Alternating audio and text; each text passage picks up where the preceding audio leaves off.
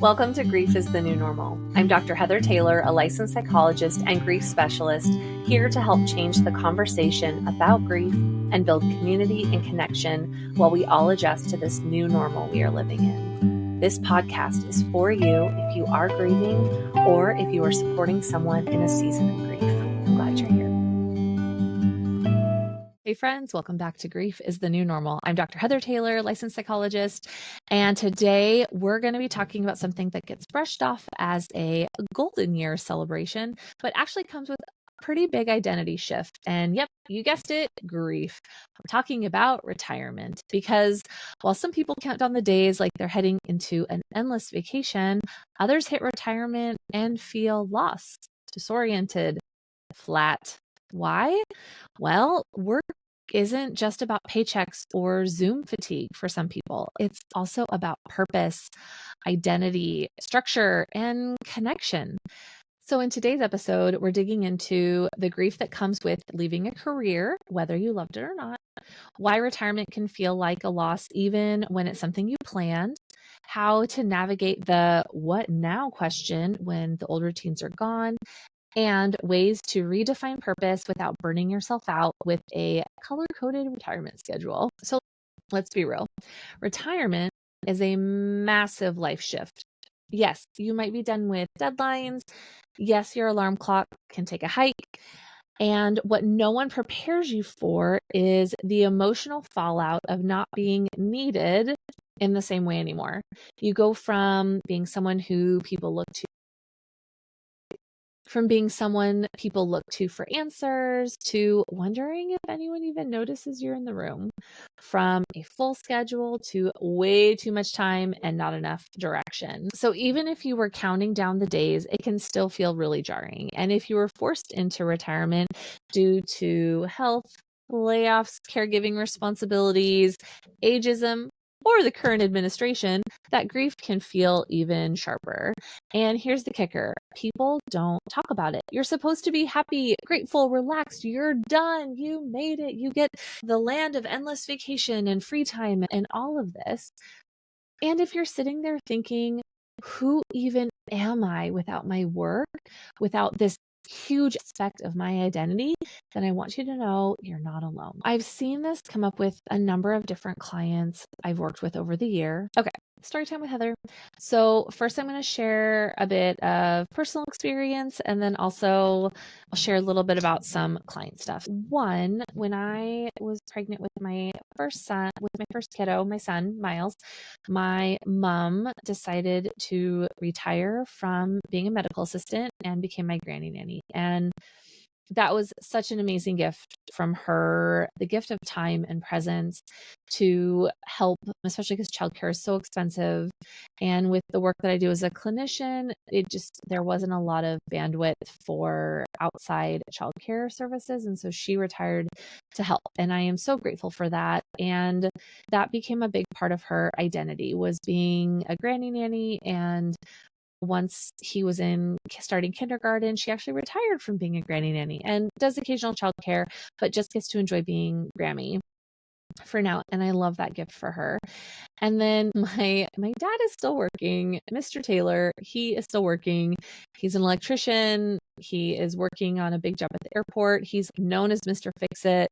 He's the guy they bring in when there's problems and he's able to sort it out. And he loves that. He loves the being needed. And so much of his identity has been in the work that he's done. He's 68. He's still working and he loves it and continues to push off conversations about retirement. And I think some of that is his fear around, who am I if I'm not working? He's the guy people in our family call when there's electrical questions. Like, that's who he is and what he does. And he loves it. And that's something. And my brother was actually training to be an electrical apprentice with him. And so I think he still feels connected with Garrett that way. And so there's grief in a really tricky, sticky way around his work as an electrician. And so I think that's hard. And then I've worked with a number of clients over the last decade plus who have gone through seasons of job changes and retirement.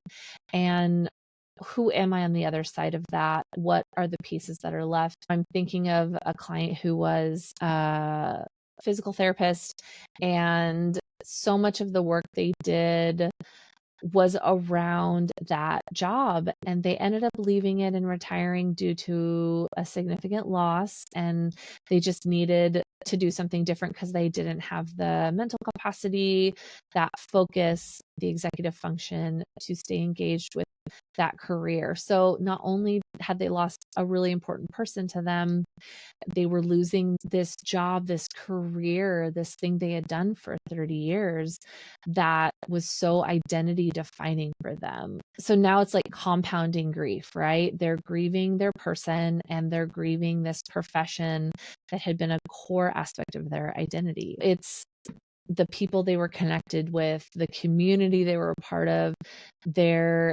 There's ambiguity and fear of, am I going to be able to find connections in a new way when I'm literally in one of the most vulnerable spaces of my life, grieving my person? I think making space to talk about the grief that's connected with retirement is important. So all of that, I think, tunnels and funnels down into kind of the crux of grief in retirement, right? It's identity grief, because for so many of us, our jobs are more than jobs. They're our proof of value. They give us structure. They give us language when someone asks, so what do you do? And without that, a lot of folks hit a wall. You might feel useless, invisible, unmoored, untethered, restless, and unsure what would even feel fulfilling.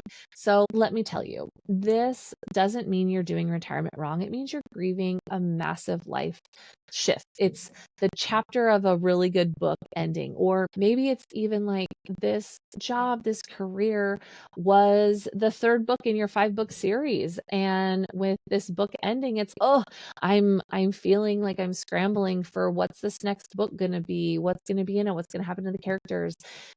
You're grieving the version of yourself who was needed in a really specific way, who had an answer to that identity defining question. And now you get to figure out who you want to be next. So if you're feeling lost in this chapter at the end of this book, in this series, waiting for the next one to release, that's not failure. It's just what happens when you've spent decades being one version of yourself and now have the space to become another. That's both exciting and overwhelming, and you want it to be meaningful, and you don't know what that meaning is going to look like yet. So that gets to be okay.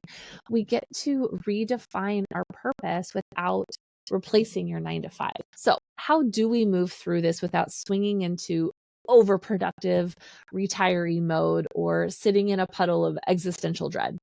Here are a few things to consider as you step into this next season. 1, grieve first.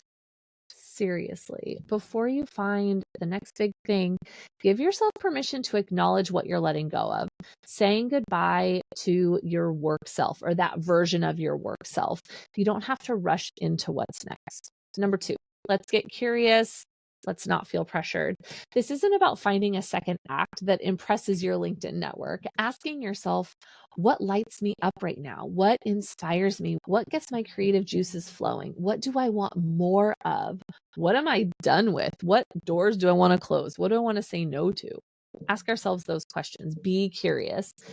Number 3, redefine success on your own terms. Maybe it's mentoring. Maybe it's painting. Maybe it's sitting on your porch and not rushing. Your worth is not connected to, tied up to your output anymore. You get to just be. You don't have to do. And so figuring out what's a comfortable way to be. We get to sit in that space. Number 4, build a new routine, but make it one that's actually life-giving. You still need structure, but you can make it your own kind of structure. It doesn't have to make sense to anyone else because you're the one that's going to be living this structure. It doesn't have to be on pace with the pace of the world around you. You get to set the pace for you now. So anchoring your day with things that feel good, not like obligation leftovers from your work life. Okay, so here's another part people don't say out loud. Sometimes you miss it. You miss the adrenaline. You miss feeling important in that specific way. You miss being surrounded by people who knew your brain, your humor, your rhythm. You missed having that community, those extra resources, those people keeping track of you. That's not weakness. That's being human. So if you're finding yourself missing your coworkers more than you thought you would, or if your brain is still wanting to solve a problem at 8 a.m. out of habit, welcome to the transition. And you're allowed to miss those things and still not want to go back. It gets to be both.